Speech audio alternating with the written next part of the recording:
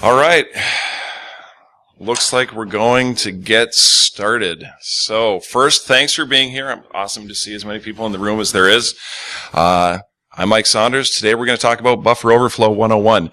One point, I'm going to be switching back and forth between a VM and my slides. And if I forget to press the key combination, I'll be doing my VM and you won't see it. So if that's happening, just let me know.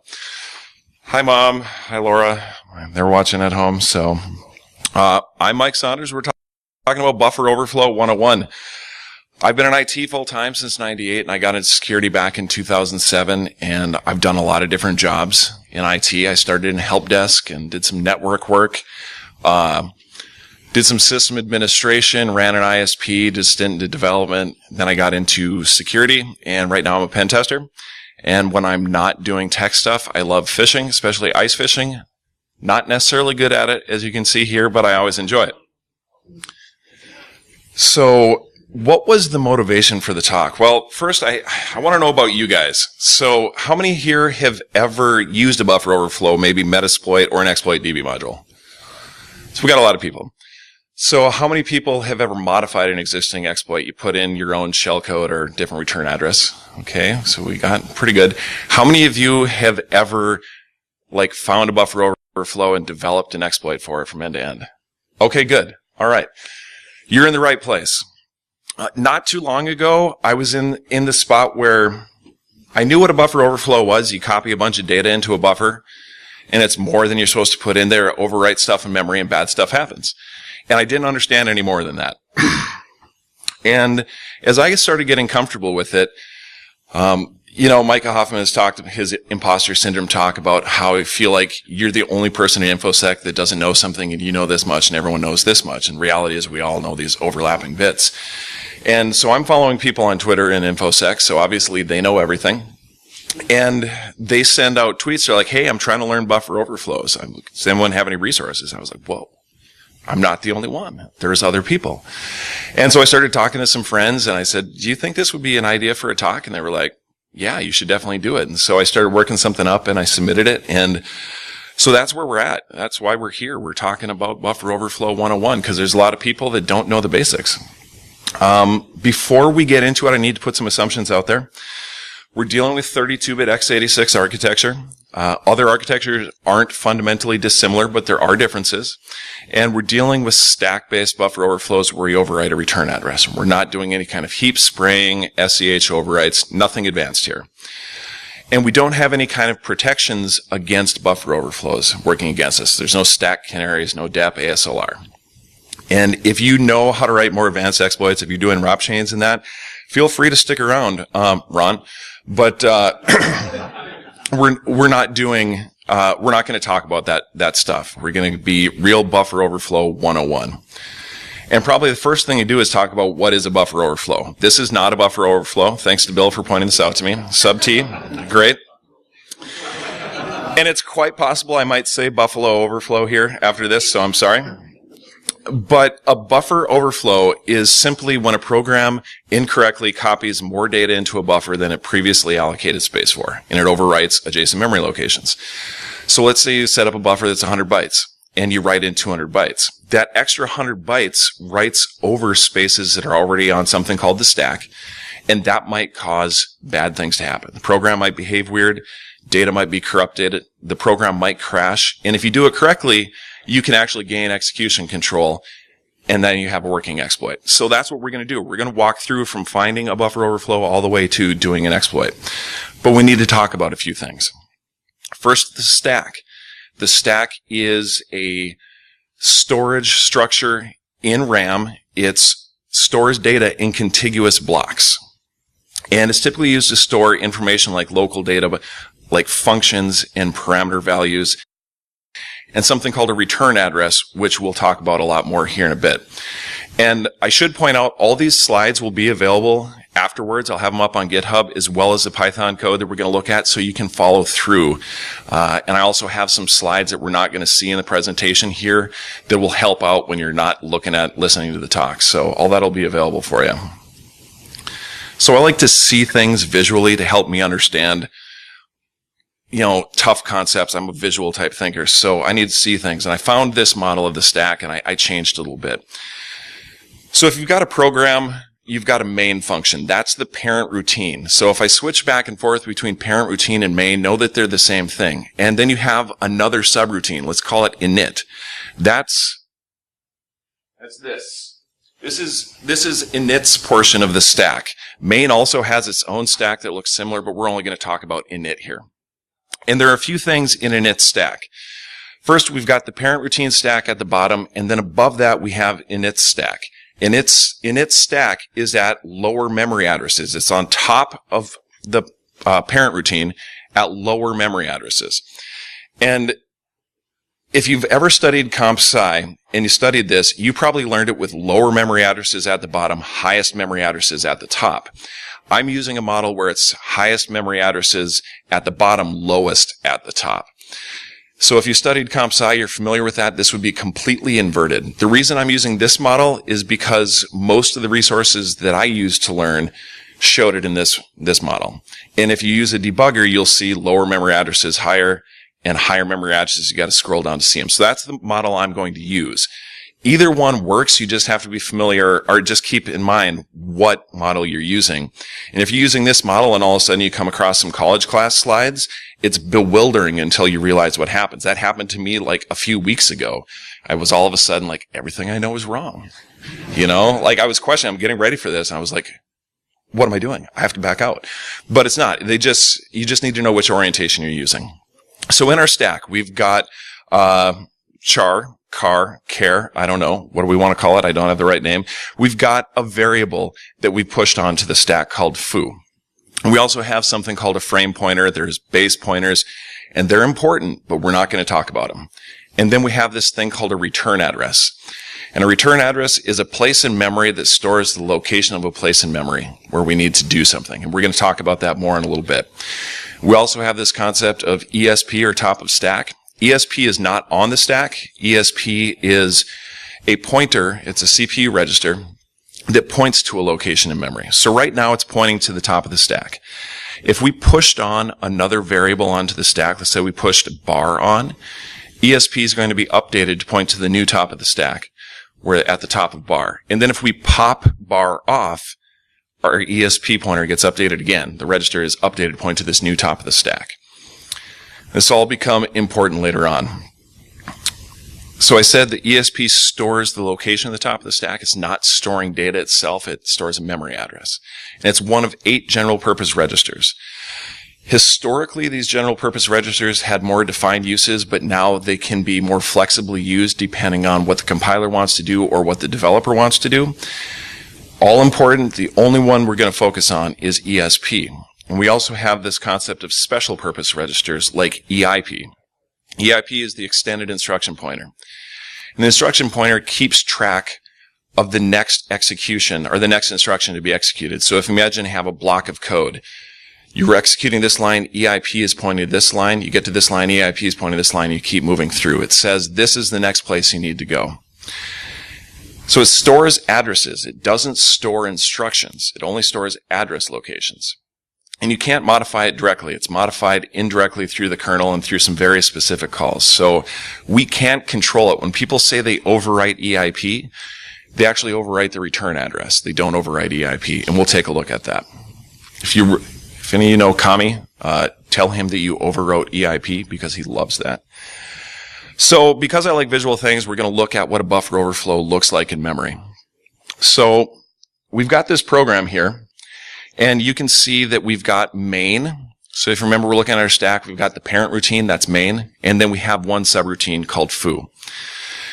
We're going to run a program on the command line and give it a command line argument. Main is going to call foo and pass that command line argument into foo. And then in foo, we declare a variable C, and it's 12 bytes in length. And then we're using stir copy. And we're going to copy the contents of that command line argument we got into C. Now, we're not doing any bounds checking. We're not making sure that it fits in C. We're just going to blindly copy it in. If it's smaller, if it's great. If it's significantly larger, it's still going to do it. We're going to print the output to the screen, and then we're going to return back to main, and the program's going to exit.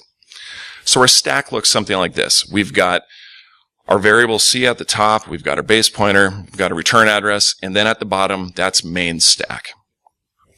So if we run the program, we have something like this. We run demo hello, it prints hello out to the screen and exits. It didn't give us any errors. And if we looked at the stack, it looks something like this. We've got hello, so we pushed in 5 bytes, but there's another byte there. It's a null terminator because in C and C++, strings are null terminated. So we can actually only put 11 bytes in on the command line because we need to save that 12th byte for the null terminator. Got our base pointer, return address, parent machine. The program exited normally because what we wrote into that buffer fit entirely within that buffer. So I got to flip back here to my code. You notice we don't have anything here that says explicitly go back to this location in main. The way the return address works is at the end of this function, there's an implicit return to the location it came from. So your compiler has built instructions into the compiled code to say when we call foo, it stores the exact location in memory where that part of the program lives. It says the next location is this. That's the next command they'll run after we call foo and return back to main. It stores that address in the stack at the return address in foo's stack. So that return address is there. When we run through foo, we copy the stuff into the buffer, we print. There's some more stuff that happens behind the scene where the return address gets loaded back into EIP. And that tells the CPU then, since that's the next address to be instruction, that we're going to go back to main right after we called foo, where we get return 0 and we exit the program. So that's how the return address gets loaded into EIP. So this worked fine. We had no problems. But what if we gave it too much data? In this case, I had 16 A's and 4 hex CCs. I didn't choose hex CCs for any reasons. I just decided that that's the reason I'm going to use. I'm going to use those characters. And you can see that I printed out to the screen, or the program printed out to the screen exactly what I gave it. And then it seg faulted. And that's an important thing to make note of. The program didn't crash immediately when we copied the data into the buffer and overwrote that adjacent space on the stack. The program crashed when it tried to use the data that was in the stack. And the reason why is it looks something like this. C was 12 bytes, and we wrote in 12 A's, so we completely filled our buffer that we had set aside for C. But then we also had those next 4 bytes of A's, and then the 4 bytes of CC's. Those 4 bytes of CC's overwrote the return address.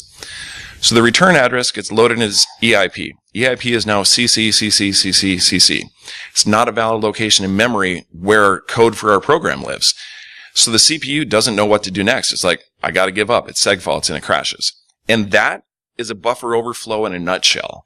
Like if you understand that much, you now understand what a buffer overflow is, and you know that if I can put a return address in that I control EIP.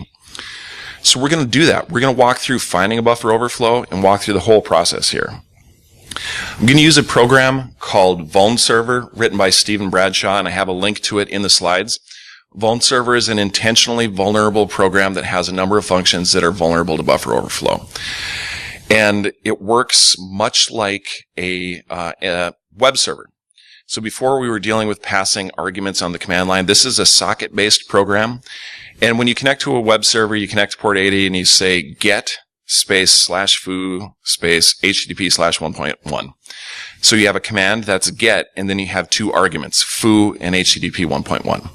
In the same fashion, vulnserver, we're going to use the trun command. So for the command, we type trun space period. That's our command. And then everything after that is an argument. And the server will take that data, will do something with it, returns some output back to us, and then it goes back to listening on the socket again for new connections. Technically, it actually spins up a new instance, or it creates a thread when it's running, but we don't need to worry about it. The point is that it returns output to the screen and goes back to doing what it's supposed to do. So we're going to fuzz this trun command. Now, we're not fuzzing in the sense that we're fuzzing a protocol to see what happens, and we're not fuzzing in the sense that you've seen, research where they're changing up specific portions of a PDF or a doc to try to find if there's some kind of buffer overflow or other exploit. We're fuzzing the input length to the trun command. Specifically, we're seeing how it responds to larger and larger amounts of input. So that's exactly what we're going to do. And all right. So yes, it's Windows XP, but we're doing buffer overflow 101. So we're, this concept originally came out, I think, in 1995. Smashing the Stack for Fun and Profit was published. So we're dealing with Windows XP here. I've got some Python code that we'll walk through and actually do this and see how buffer overflow works. So I have a counter. I'm going to set it to 100, and here's my command, trun space period, and I set up an empty list.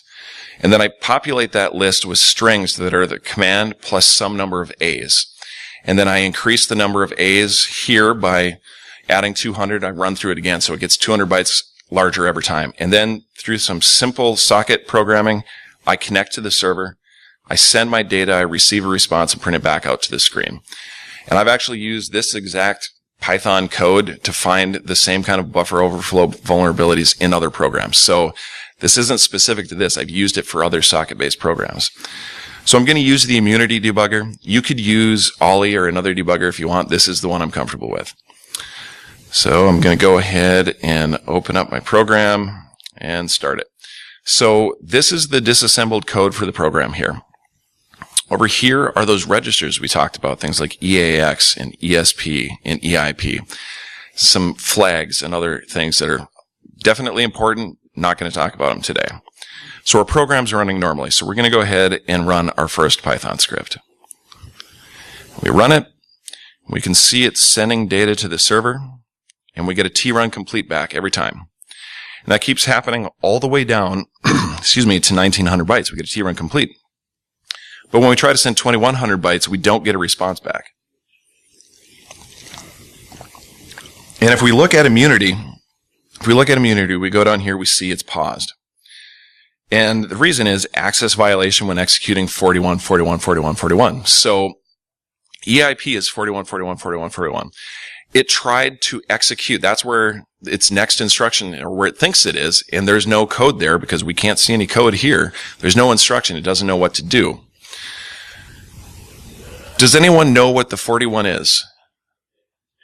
Right. It's the hex representation of an A. So that means we must have overwritten the return address because it's in EIP. We must have overwritten the return address with A's. So at this point, we know there's buffer overflow. We know that we overwrote the return address. If we look here at ESP, we can see it's pointing to a location filled with A's. That happens to be this location here. And it looks to me like it's towards the end of our input because there's not a lot of A's there. And we can see a lot of A's above. So at this point, what probably happened is the program received our input, and then it processed some amount of that input by popping that data off the stack. Excuse me. And after it popped that data off the stack, the return address got loaded into EIP, and the stack pointer got updated to point to a new location. We don't know how much data it took to get to a buffer overflow. We don't know how many bytes it took to override a return address. We just know that there's an opportunity at this point.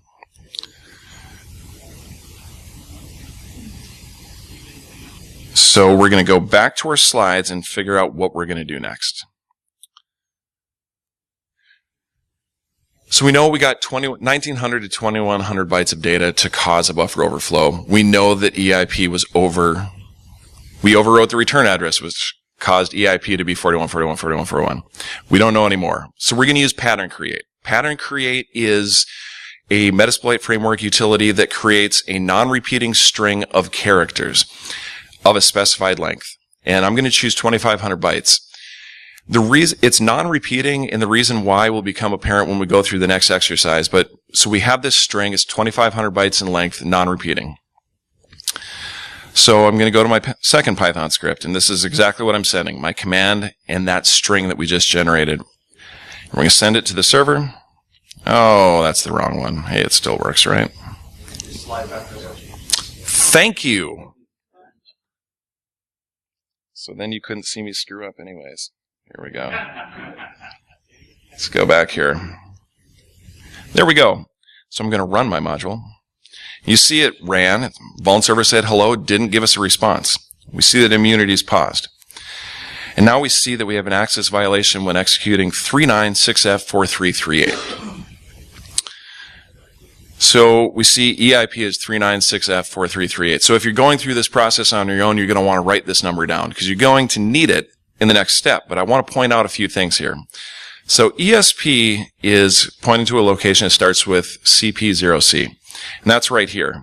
And if we back up just a little bit, we see that this value is 396F4338. So that means we overwrote the return location with this value right here. This is our return location. It's this many bytes into our input. We still don't know how many bytes that is, but we're going to find that out. But I wanted to point out a couple other things. So since we already know that these are hex representations of ASCII characters, an 8 should be less than 9 in ASCII, except here it's 39 and then it's 38, but here it's 8 and 9. Why is it backwards? Little endian. This is a little endian system. It's an x86 system, so data gets pushed on the stack in reverse byte order. Now, if you were big endian smalls and doing stuff on a mainframe, it's, big endians. So we put stuff on the stack exactly, it was read left to right. But it's little endian, so it goes in reverse byte order. That'll be important later.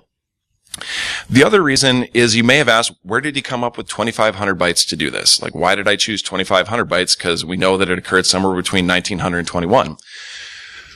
The reason is we're doing 101 level buffer overflows. So it is possible to do a buffer overflow with very little space left on the stack.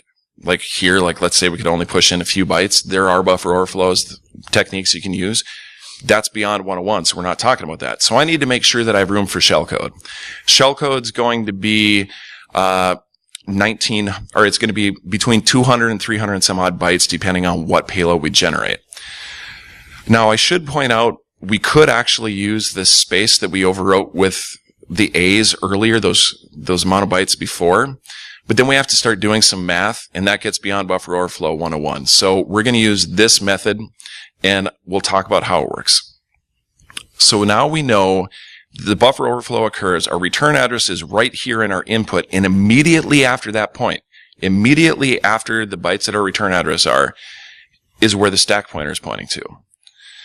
So what would be really awesome is if we had a way to, tell the computer, hey, I've pushed in shellcode, and it's right here. I'm going to skip over these. They're in the slides. If you could go to the location where ESP is, but we don't even know how many bytes we need until we can cause a buffer overflow. So we have something called pattern offset. It's the complement to pattern create. Because pattern create creates the same string every time we run it, we can use pattern offset to tell exactly how many bytes it took to get that value that we had in EIP.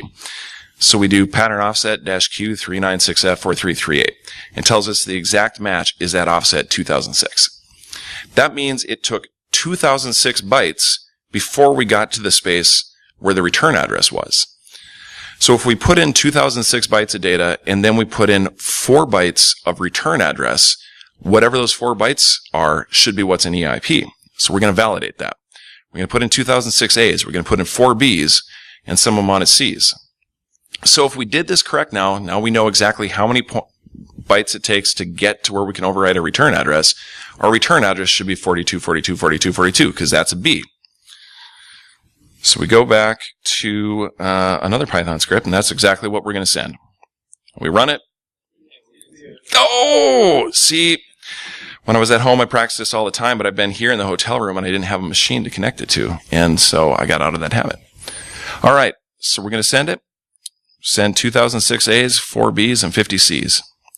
We run, and hey, look at that. Access violation with executing 42, 42, 42, 42. So we overwrote our return address with B's. So we know exactly how many bytes it takes to get to the point that we can override our return address. And we know that our return address gets loaded into EIP, which takes memory addresses where commands live. So if we could find a command, it tells us how to get to this location. Imagine we can put our shellcode in right here where the C's start. If we could say, go to that location where ESP is pointing, we could execute shellcode at this point. But we need to find out what that is. Is there such a command? And in fact, there is. There is an instruction called jump ESP. And jump ESP says, go to the location where ESP is pointing and start executing there. So if we can find a reliable location in memory where a jump ESP lives, the CPU will go to that location, it sees jump ESP, it goes, oh, I need to go to ESP, and it starts executing at the location where ESP is. We know exactly where it is because it's the first byte after our return address. And we know that we have space to push data in there, so we know we have space for shellcode. So we can now do a jump ESP if we can figure out how to do that and execute shellcode. We can't write instructions to the return address because EIP only takes addresses. We can't put opcodes in there, and we need it to be a reliable location because we want to do this every time. So we need to figure out first, what is a jump ESP? So we're going to use NASM shell. And it tells us, if we use jump ESP, it tells us that it's an FFE4. That's the opcode for a jump ESP. We can't put FFE4 into the return address. Why? It's actually not backwards. It's the direction we need it to be in. It's an instruction. EIP only takes addresses. So we need to find the address where jump ESP lives. We don't know that, but we're going to find that out. And we're going to do that using something called Mona. You can do it without it, but Mona with immunity makes your life a lot easier. Mona is written by Corland Coder. It's a Python script that you just drop in your immunity directory and makes your life a lot simpler. All right, so we're going to take a look at that. So the way you run Mona is to go bang Mona and the command. I'm going to use modules. And the reason I'm using modules is modules are any bit of code that gets loaded into memory with your program to support the function. So if you need networking functions, you need a DLL that provides network support. Need graphics, you need a DLL that provides graphics support, and so on. So you can see here that we loaded a bunch of modules. And some of them are familiar, probably, WS2_32 and NTDLL, user32 DLL. So these are all the DLLs that are loaded into memory, and one or more may contain a jump ESP. Now, this is 101 level. We are not going to be doing any type of bypasses of protection. So if any of these were compiled with ASLR, address space layout randomization, we wouldn't want to use them. Fortunately, none of these are. ASLR column tells us that none of these are built with ASLR. And if you're not familiar with that, it's address-based layout randomization. What happens is, let's say you have an instruction at 11111111. That's your jump ESP. The next time you reload that DLL, that same jump ESP is going to be at a different address. You're going to have to find it someplace else. And that's bypassing ASLR. We don't know how to do that. So we need to find modules that don't have ASLR. And these ones don't. So we're good. We also see that most of these are OS DLLs here. Almost all of them except for these two are OS DLLs. Now we could use the OS DLLs, but we might not want to. And the reason we might not want to is because their locations can vary from system to system. I'm running Service Pack 3. If you're running Service Pack 2, it's highly likely that a jump ESP in user 32 is going to be in a different location for you than me. Even if we're on the same Service Pack level, it's likely that if you have a different patch level than me, that it will change. And it's very likely if you're running a different language version than I am, that it'll be in a different location. Now, this is not a barrier to using this. It just means now we need to be able to fingerprint the target, figure out exactly what it is, and then know the location of jump ESPs in whatever target we're using. But this is 101 level, so we don't want to do that. And so we have two other options that aren't system DLLs. And we see we have vulnserver.exe itself, and then we have essfunc.dll, which is loaded with vulnserver. It's part of vulnserver. So that tells me anytime I find vulnserver version 1.0, it's also got this DLL loaded. So if it has a jump ESP, I can probably use it on any system that's running vulnserver, and that return address will be reliable, that address of that jump ESP. So we need to find that.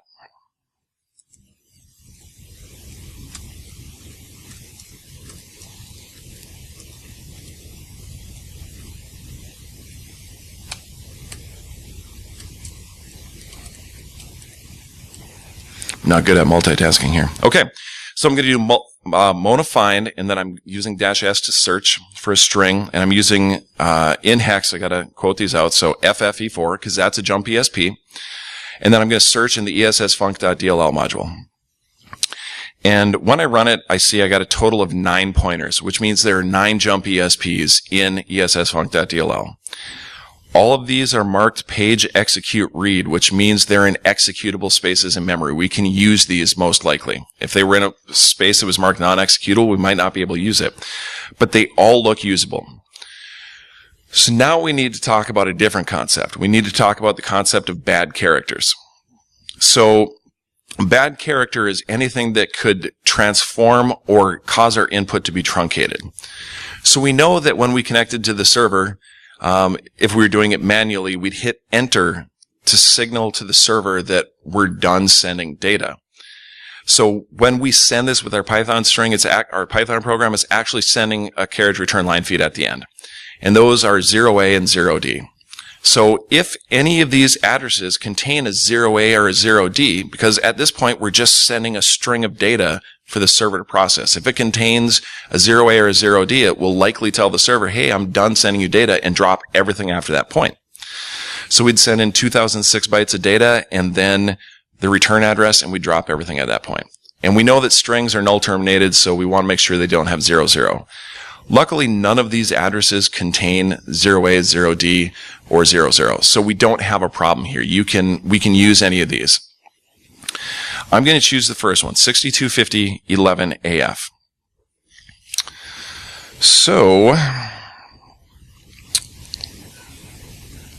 I have another Python script, and we're going to walk through what's happening. So I have my command, trun space period, and then I have some shellcode I want to send and some other stuff. So we need to generate shellcode, and we're going to use MSF Venom to do that. Lots of you used MSF Venom, I'm assuming. You're familiar with it. So MSF Venom generates shellcode for us that we can put in that spot right after our return address, and it should execute at that point if we can jump ESP to that point on the stack where our shellcode will be. So I'm on a Windows platform, so I'm going to use platform Windows. It's x86, and I'm going to use the Windows exec payload. This is what you'd use if you were going to pop calc. I'm not going to do that, but this is what you would use. I'm going to use exitfunc equals thread, which will be important in a minute. And then I'm using this thing -e, shikataganai. So that is an encoder. And historically, the encoder could be used to bypass AV detection. Today, in memory, doesn't work. On disk, probably still does in a lot of cases. But it's not effective for bypassing AV. We're using it because we need to make sure that just like our return address doesn't contain a bad character, we need to make sure our shellcode doesn't contain a bad character. So we use the encoder, and there are other encoders. I just chose to use this one with -b that tells it these are our bad characters. And then I want some Python strings. So I generated some shellcode. Here's my return address. It's in reverse byte order because we're on a little endian system. So what we're going to send to the server, our command, 2006 A's, our return address, 8 nops, which we'll talk why in just a minute, and then our shellcode. So if this all works correctly, whatever I said my shellcode should do should happen. Hopefully it comes up in the foreground. Awesome. So now the reason I chose this is because the first time that I went through this process without following along some blog, put this here, put this here, put this here, this is how I felt. It was amazing. The computer did exactly what I wanted it to do, and I didn't have to follow anyone's instructions. I knew the process, and it was an amazing feeling, and I felt like this is a lot better than popping calc. So I want to point something out. Every time we've run this so far, the program has crashed. It's still running. And if I close my payload, it's still running. In fact, I can go back to my Python here, and I can launch my exploit again. And it runs, and the program's still running. And there's a hint here why. So you see here that a thread was created, and then thread exited successfully.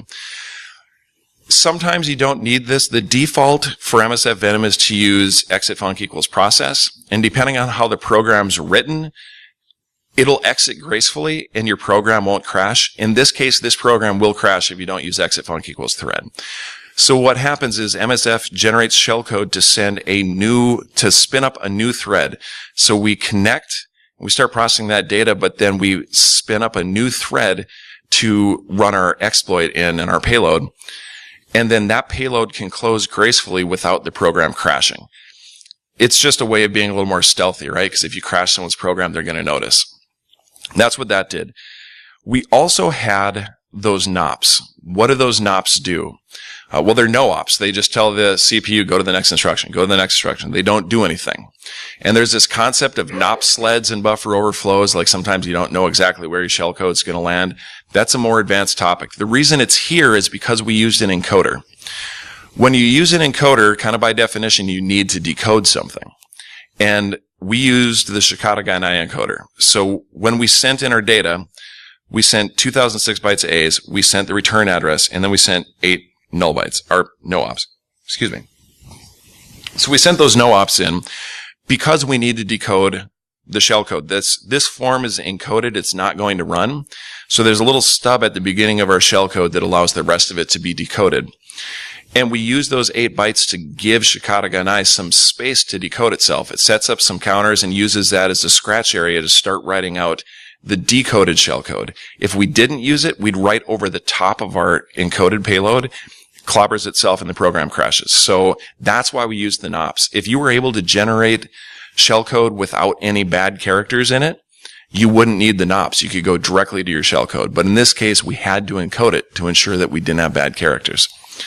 And I have a bunch of links to different blogs here later, and they go more into in more detail about finding bad characters and what they are. We don't have time to really get into doing a complete exercise on that, but all the links are there for you if you want to follow through later. So at this point, we've learned what a buffer overflow is. We know what the stack is and how it operates with a buffer overflow. We took a program and we figured out how to find out if there's a buffer overflow in there. We figured out how many bytes it took to gain control of the return address. We found out what we needed to do to actually get a return address. We figured out what a jump ESP was. And we put that all together and we generated a working exploit. You could go home now and follow this exact same process. And there's actually a number of different commands in Vuln Server that are vulnerable. And you can also use a more advanced kind of exploit called an egg hunter exploit. I believe there's one command that's vulnerable to an egg hunter type exploit, or you have to use that to get it to work. So once you get home and you practice that, eventually you're going to be like, okay, I did all that stuff, Mike. Now what do I do? So again, we already talked about all this. It's just for your reference later. So one thing I would do is I'd go out to ExploitDB. If you've never been there, it's great. And it has all these different exploits and different shellcode and things you can use. So there, you go and search for buffer overflow, and you'll find a bunch of them. If you look for some of those early mid-2000 type buffer overflows, because it has dates on there, you'll find things like Minishare 141. It has 2 remote buffer overflows. And I used the exact process we use today after I got the process down to find the buffer overflows in Minishare using almost the exact same scripts. Almost didn't have to change them at all. And the reason I point this out is if you see right here, highlighted in red, it says vulnerable app, download vulnerable app. So a lot of the times on ExploitDB, these old programs that are vulnerable to exploits, you can download the program and run it on your VM. So now you have another target that was a real world exploitable vulnerability.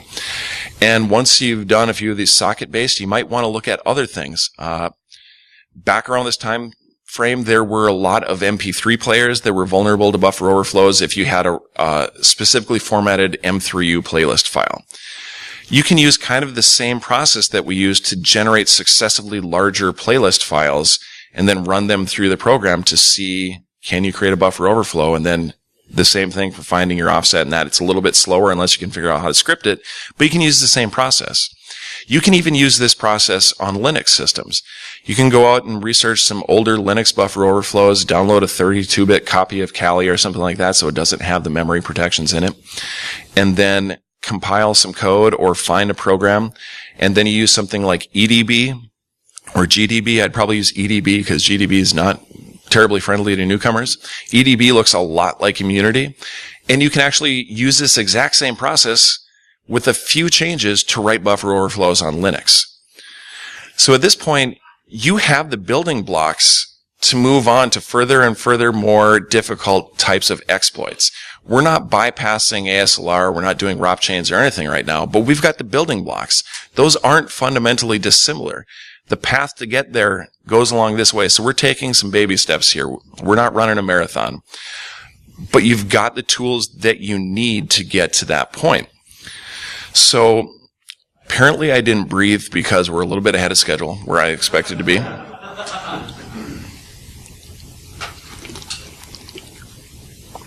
So go on YouTube and play it at half speed. You'll be able to understand. So I want to thank some people. I want to thank Stephen Bradshaw for writing Vuln Server and his blog articles, which I have linked here, because they were essential to me. I want to thank Peter Corland Coder for his blog articles and things like Mona. Ron Bose, just like every SANS class, if you've ever attended 560, you hear about Ron Bose all the time. He's a rock star. He's actually back there. I want to thank Ron because his Skull Security Wiki was really valuable to me when I was going through and understanding the mechanics of how all this worked to explain it. And then I want to thank these guys, some good friends of mine that were very helpful and encouraging and patient with me when I was learning buffer overflows, especially Kami. He helped me put together my talk, helped me review the slides and make sure that I was giving you information that was the right information. And so thank him if you like this talk, and thank him, or actually go up and tell him that you overwrote EIP because he loves that. Because we can't overwrite EIP. I know I have to explain the joke. But so I have some resources. I promised you resources. We've got Vuln Server and Mona.py. Both of them are here. And again, feel free to take pictures. I will tweet out the address to my GitHub here later today that will have the Python scripts and my slides for you. I also have some links to a number of different blog articles that you can learn from. They go through from the basic buffer overflow to advanced type things like SEH overwrites and doing other things like egg hunter exploits, things like that. So these three are great resources. There's probably 20 blog articles to read, 20 or 25 between all of these. It'll keep you busy learning for a while. And some learning resources here, just some wikis and things that talk about the stack and buffer overflows. And then if you want more practice, here's some places you can go. Places like exploitexercises.com. And the Over the Wire Wargaming Network has all kinds of different challenges. Some of them are stack buffer overflow based. Vulnhub.com, if you've never used it, you can download a lot of vulnerable VMs that have various kinds of vulnerabilities, and some of them are written specifically to test buffer overflows. And then hackthebox.eu. I haven't used it, but some friends have. And you sign up for the network, you connect to it, and some of the machines are buffer overflow challenges. So there's a lot of opportunity for you to start learning, getting your feet wet, going through the mechanics and getting comfortable with this. But I can tell you that you have the tools right here. If you took this slide deck home, you have the tools. Every one of you can do this. It's just a matter of stepping through it. Because I can tell you not that long ago, how do buffer overflows happen? Magic.gif, right? I mean, that's as far as I could tell you. And I sat down and I went through the process, used some resources which I've linked here, and I slowly started to understand it. Now, there are going to be things that are different. Since I have a little time, I'll talk about them. I put my shellcode at the end of our input because ESP was pointing to that location. So we had, our 2006 bytes A's and then a return address and then our shellcode. That was really easy. All we had to do was look for a jump ESP. I could have put it where those A's were in the input. Instead of pushing in a bunch of A's, I could have pushed in shellcode. Now, if the program was looking for a valid format of data, like you see sometimes, we couldn't do that. In this case, the program's not doing it, so we could have put our shellcode in there, but then we would have had to use jump ESP minus something, basically minus the length of a return address and the length of our shellcode to jump back up to the stack to where our shellcode was. It's a little more advanced, but sometimes when you don't have space beyond your stack pointer to write, you can only have a few bytes. That's an easy way to get around that. And you can try that, and it will work with this program. This was terrifying to think about, because it seems like a really easy concept at first, and then it's not a really easy concept. And then when you start digging into it and try to explain it and not sound like an idiot, it's a terrifying concept. I'm not kidding. A few weeks ago, I was feeling a little overwhelmed because there's some stuff going on, and I was messaging Dave, and I was like, how much of if I say I can't do the talk? And some friends talked me off the ledge. Kami talked me off the ledge and was like, you got this. And I hope that you found this valuable, not vulnerable. I hope that you found this valuable. I hope you like Buffalo overflows. So I hope you can use this and get along that step. We see a lot of talks in InfoSec where, as a friend of mine called it, it's wizards talking to wizards, and we don't see a lot of intro kind of things. And I always have a heart for those intro kinds of things because most of the room here, you said this was your first Derbycon. So you may be new to InfoSec. And I even had people that have been in InfoSec a long time said, I need to hear that talk, because we all assume that everyone else knows everything, and we don't want to admit that we don't know something sometimes. So I hope this was valuable for you. I'm Mike at hardwatersecurity.com. I'm Hardwater Hacker on Twitter. I will put the code and the slides in my GitHub, and I'll send a tweet out later today with all this information. If you have questions, feel free to ask me. I can be fully ready to admit that if you ask about bypassing ASLR and ROP chains, I'm going to refer you to someone else because I'm not at that point in my journey yet. But I hope that you can get there using this as a start. So with that, thank you for being here. And that's all I have. Any questions?